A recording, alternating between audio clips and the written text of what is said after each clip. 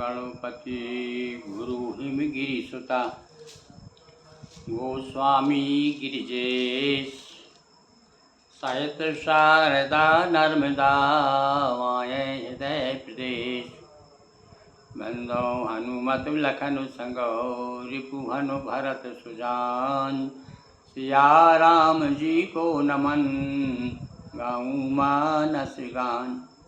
मंगलम भगवती रेवा मंगलम मंगलप्रदा मंगलम शैलस्य कन्या मंगलायै तनोसरी। बोलिए धर्मदास मैया की जय, सियापति रामचंद्र की जय।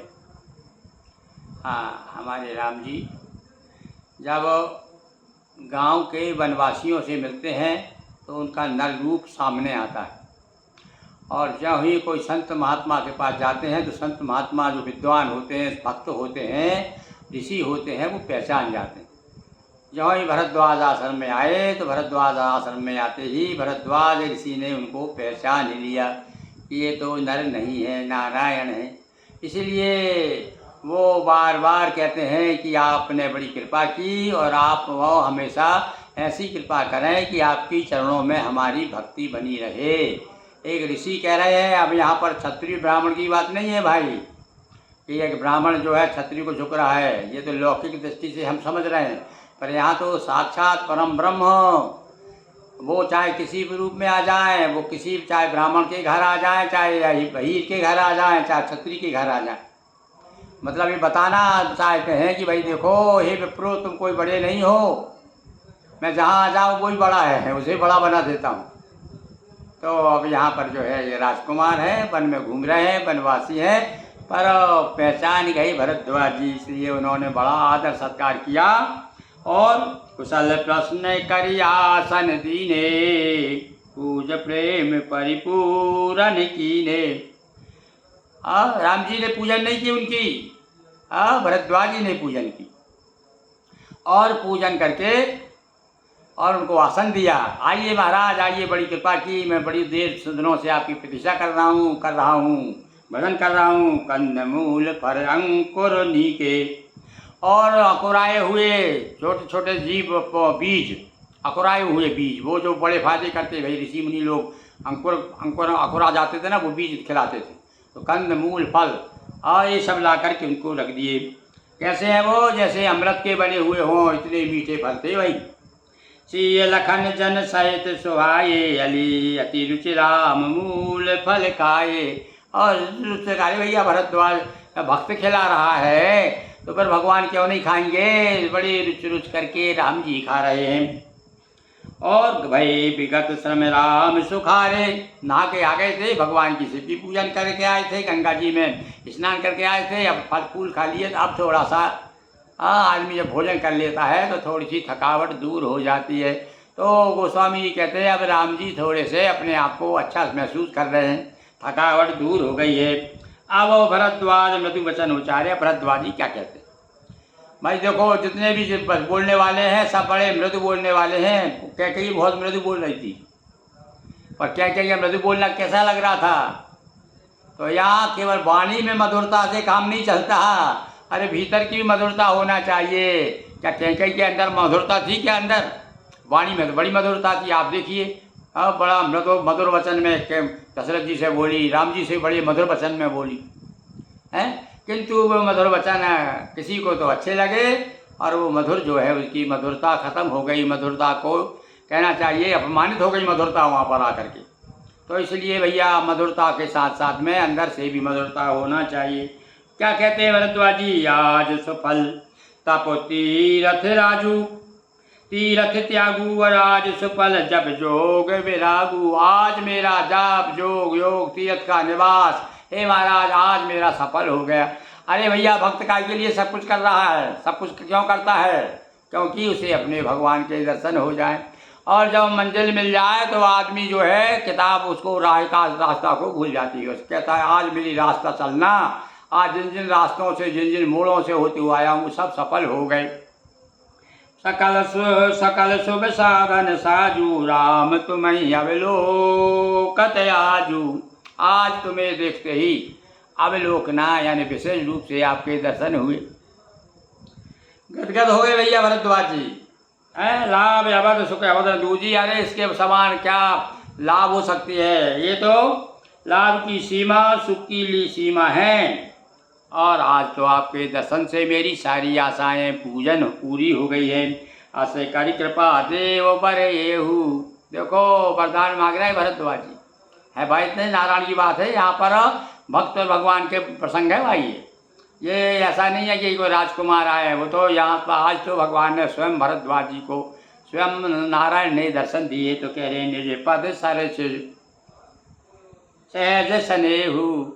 सहज यानी कोई उसके बीच में छल कपट नहीं होना चाहिए। सहज का मतलब है जो जैसा है वैसे ही हृदय से सच्चे मन से आपके प्रति प्रेम बना रहे। आपके वह कहाँ बना, चरणों में प्रेम। अब चरण क्यों कहा, यहाँ बताना चाहते हैं कि भैया यहाँ पर साक्षात परम ब्रह्म है। यहाँ पर वो क्षत्रिय ब्राह्मण की बात नहीं है कि भरद्वाज ऋषि है और उनको प्रणाम कर रहे हैं, वरदान मांग रहे हैं। यहाँ पर तो साक्षात भाई गोस्वामी जी क्या करते हैं, एक उनके सामने दोनों चित्र रखे हुए हैं। कभी एक चित्र बता देते हैं, कभी दूसरा चित्र बता देते हैं, ताकि आप भूल ना पाएँ कि वो एक नर जो है नारायण बन के आया है और नारायण जो है नर बन के आया। नर बन के आया और नर कभी कभी नारायण बन जाता। तो यहाँ नारायण का रूप बता रहे हैं। क्या कह रहे हैं भरद्वाज जी, करम वचन मन छाड़ छल जब लगे जन तुम्हार। महाराज अब यहाँ एक उपदेश भी दे दिया उन्होंने संसार और बाए संसार के वासियों, सुनो भरद्वाज जी क्या कहता है। हमारे लिए कहा उन्होंने कि हे महाराज, जब तक मन क्रम वचन, मन क्रम वचन का मतलब क्या हुआ, मन से भी वचन, वचन से कर खूब, वचन से खूब करते हैं हरे राम राम राम हरे हरे, तबीयत हरी कर लेते हैं बोल बोल करके, पर अंदर से नहीं निकलता। एक बार दशरथ कहे कोटि यज्ञ फल हो, एक बार तो निकले मन से, तो मन से ही नहीं निकल पा रहा। ये सारे हम प्रयास क्यों कर रहे हैं, इस उम्र में भी क्यों बैठे हैं आपके पास भी, कि ना जाने कब दशरथ से राम निकल जाए, दसों इंद्रियाँ एक साथ राम कह उठे। अरे उस दिन तो सब अपना काम हो जाएगा, आनंद ही आनंद हो जाएगा। तो कहते हैं तब लगे सुख सपने हो नहीं, तब तक सपने में सुख नहीं। अभी देखो आप, हम लोग क्या एक अपनी गज़ल में एक मैंने बात कही है कि रह रहे उद्यान में लेकिन आ रहे शमशान के सपने। एक अभी एक महात्मा कह रहे थे कि आदमी को पहचान ना हो तो उससे पूछो कि तुमको सपने कैसे आते, तुम्हारे सपनों से पहचान हो जाएगी तुम अंदर क्या है। अरे भैया कभी कभी तो कहते हैं लोग ना जाने जन्म जन्म के ना जाने कहाँ कहाँ के जो चीज़ ऐसी हमने देखी नहीं सपने में वो दिखाई देती। कुछ लोग तो ये कहते हैं कि मन में बसे तो सपने में दस है, जो मन में है वो दिखा रही, पर मन में अभी कहाँ है, जो वर्तमान मन है, पर ये मन तो चला आ रहा है पहले से ही संस्कार जो सूक्ष्म रूप में वो अपने लेकर के आया है, तो ना जाने क्या क्या दिखाई देता है। और कभी कभी ऐसा लगता है कि पिछले जो है धीरे धीरे सब निकलते चले जा रहे हैं, जो अंदर गुब्बारे भरे हुए ना वो गुब्बारे निकल रहे हैं, धीरे धीरे विकार निकल रहे हैं सपने के माध्यम से, और आदमी जो है निर्मल होता जा रहा है। तो यहाँ तो भैया भरद्वाज जी कहते हैं कि छाड़ छल जब लग जन्म। हाँ भैया एक बात पर ध्यान देना, बस बार बार सपने ही कहा कि छल छंद नहीं होना चाहिए। छंद हो, रामायण में छंद है पर छल छंद नहीं है। हाँ, जीवन में छंद होना चाहिए, और छंद के साथ साथ छल लग गया तो फिर वो छल छंद हो जाएगा, और छल छंद हो गया तो फिर आप किसी काम के नहीं रहे। तो कहते हैं भरद्वाज जी कहते हैं महाराज, छल छोड़ करके सहज भाव से जो आपका भक्त है जब तक नहीं हो जाता तब तक उसे स्वप्न में भी और वास्तव में आदमी है। कहते हैं जीवन तो अपने जागृति पे तो अपना बस है, पर सपने में बस थोड़ी अपना।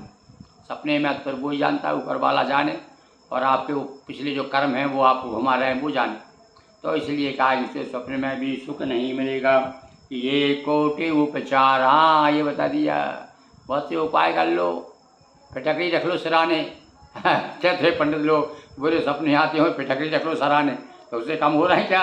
अरे पिछले जो आपके हैं वो तो आपको भोगना ही पड़ेगा। तो यहाँ तो कोटि उपचार मतलब एक उपचार ऐसे भी हैं बहुत सारे बता रहे हैं कि फलाना काम कर लो, आपके कौन से दुश्मन हैं तो पीपल के पत्ते पर साथिया बना करके सिरहाने रख के सो जाओ शुक्रवार के दिन, तो आपको पता चल जाएगा आपके दुश्मन कौन है। तो वो यहाँ तो कहते हैं ये सारे उपचार काम के नहीं हैं, बस एक ही उपचार है कि आपकी आंखें चार खुद से होना चाहिए, जो सारे संसार की जो आँखें हैं उन आँखों से हाथ मिलाइए, तब आपका कल्याण होगा। बोलिए सियावर रामचंद्र की जय। अक्षरम पदम भ्रष्टम मात्राहीनम च भवेत्। हर हर महादेव शंभो।